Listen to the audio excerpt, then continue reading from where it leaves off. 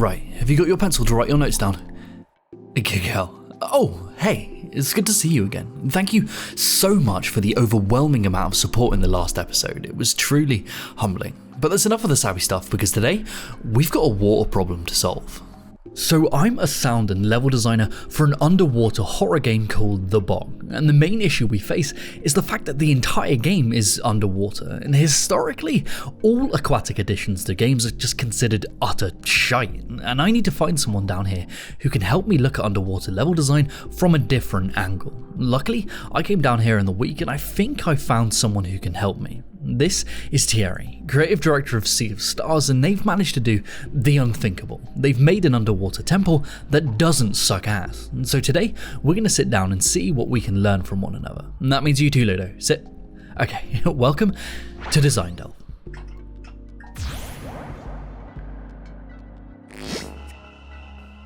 So I think we can both agree that underwater temples or levels are historically slow, confusing, and mostly hated. It's like they're all cursed or something. Yeah, it's always tedious, right? It always becomes a task. It feels like a chore. The puzzles are too intricate, but somehow we all still love the idea. And it seems like they all stem from a shared fantasy around them. I want to see like bodies of water. I want to see the surface level moving. I want my character to swim on a surface that is now higher, that lets me access something else, to activate something else. And it seems to right down to the music, it becomes something slower paced. It ends up feeling like a drag. So what we wanted to do, and by far on Sea of Stars, is the one level that we rework the most amount of time. Usually we have a general idea, we do a first blocking pass. In terms of the water temple, we overhauled it completely 5 times. 5 times, Jesus Christ. That just goes to show how hard it can be to properly capture underwater designs that actually feel rewarding and satisfying without bogging down the rest of the experience. We wanted to make one that would feel like it ticks all the boxes of what the player feels like a water temple should present. You know, that doesn't feel like the game just came to a halt. You don't really know where you're at. Yeah, because I feel like a lot of the issues with underwater levels stem from the fact that they were kind of built as an afterthought, not just with the core mechanics of interaction, combat, and traversal being designed to work on land and then just thrust into the aquatic space, but also narratively, trying to fit this square block into this cylindrical pipe, just hoping it's all going to work. There's no build-up or teaching, it's just dropped on the player. And that's very important, right? It's not a self-contained thing that you just drop in, hey, we're doing water now, you know? There's a very slow build-up to that, and it starts with not necessarily a mystery, but there's curiosity around it, you know? So our water temple is a big tower that is sitting at the bottom of the ocean floor, but it's peeking out.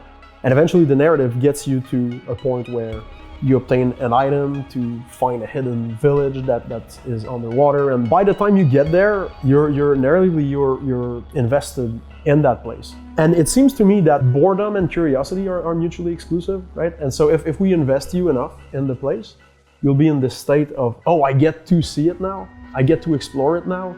And so everything that where there's going to be a tiny bit more friction or a puzzle or something that you need to solve to be able to progress, you feel genuinely invested. You genuinely want to overcome it. It's not just like, well, this door is locked and I'm getting frustrated, you know.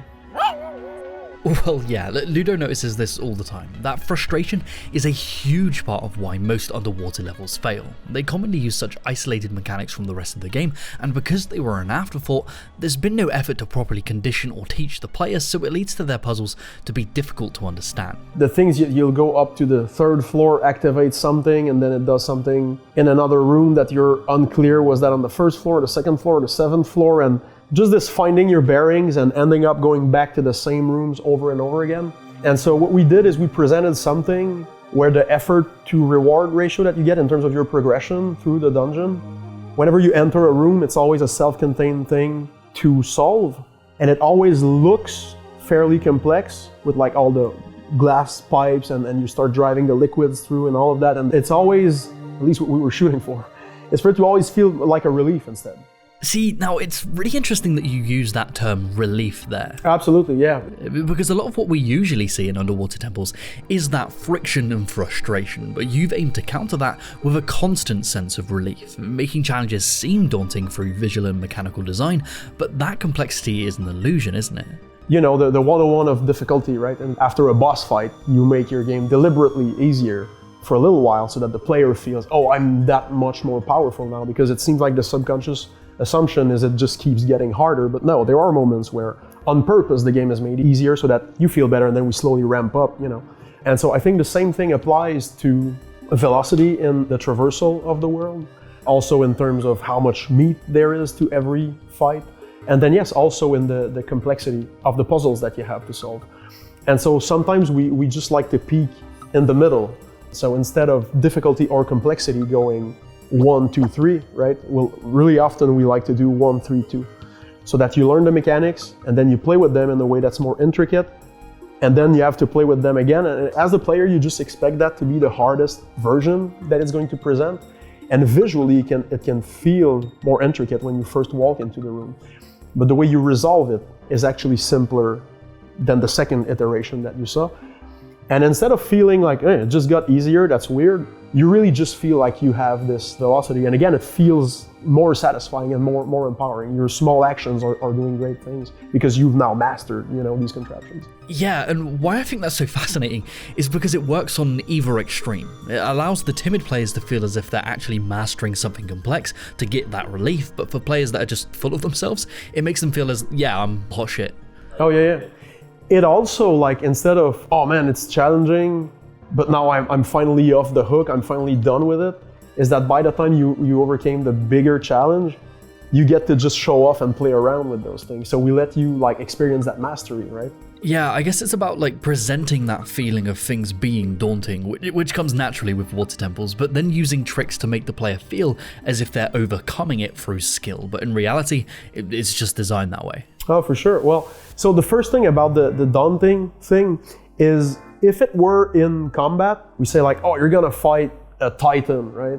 So it feels daunting, but it's really easy. Okay, so what is it? That's a titan that you kill in a single hit. It loses all its credibility the moment, maybe you get a laugh out of it because it looked big, but it really was weak. But if it's in the exploration, if it's in the level design, and you don't lose that sense that it felt intricate, you just feel like you did it easily, but it doesn't devalue the initial impression that you had when you walked in. If for some reason, because that's not logical, right? No, I think it makes sense. There's this certain level of expectation with bosses based on how they're rendered. Small things are weak and big things are strong, and if we break that expectation, that juxtaposition can be really jarring or funny, like you said. But the expectation with puzzles is so subjective based on the player's skill level. That's why the 1-3-2 puzzle design works so well, because it affects so many players from experts to, dogs.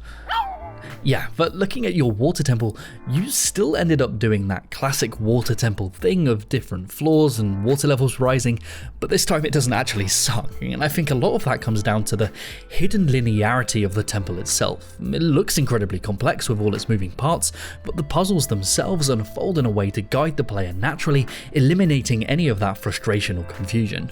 Yeah, absolutely. The high-level vision for puzzles was we don't want to block or stop the player. And so when it comes to puzzles, we're more thinking about not so much puzzles in terms of you need to figure out something complex that has only one solution out of 27 things that you can try. And there are usually very few steps to the puzzles that we have in the game. Whenever you enter a new dungeon, you get a new set of gameplay ingredients. And the way that they activate and the way that they interact is bespoke to that dungeon. Yeah, and I've noticed that isn't just the case for your puzzles, but also all of your art assets. I couldn't find a single repeated sprite in your many different biomes, and just as the player would start to get familiar with a zone or its puzzles, they're whisked away to these completely new diverse areas. And this pacing has a huge impact on the perception of the underwater temple, or any area that the player could become frustrated with. The one thing we always say is that the game should be done before the player is, on all things, at all times. You will feel like there wasn't a moment where you went, I'm never playing that again, because of that labyrinth thing, that was so tedious. It's also in the same vein of feeling like everything is bite-sized, and you're always opening up something, and nothing is ever daunting, You don't enter a dungeon that you're like, oh man, I'm just gonna be stuck here forever. So everything is always kind of like a welcome surprise that it resolves fairly easily and you move on to the next beat. Yeah, for sure.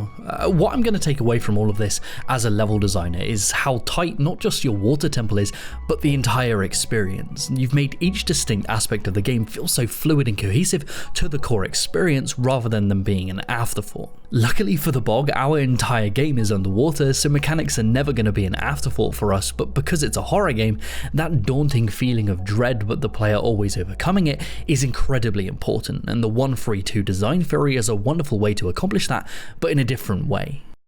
Well, honestly, thank you so much, Thierry, for lending us some of your time. You've really opened our eyes into other ways of looking at level designs, but what do you think? What do you think has been holding underwater levels back, and what do you think we can do to combat this as designers? Let us know down below, because we would love to discuss this with you. Thank you so much for joining us on today's shift. I really hope you got just as much out of it as we did, and it's time for me and Ludo to head off, get some food and compile our notes. So say goodbye, Ludo. Alright, bye guys.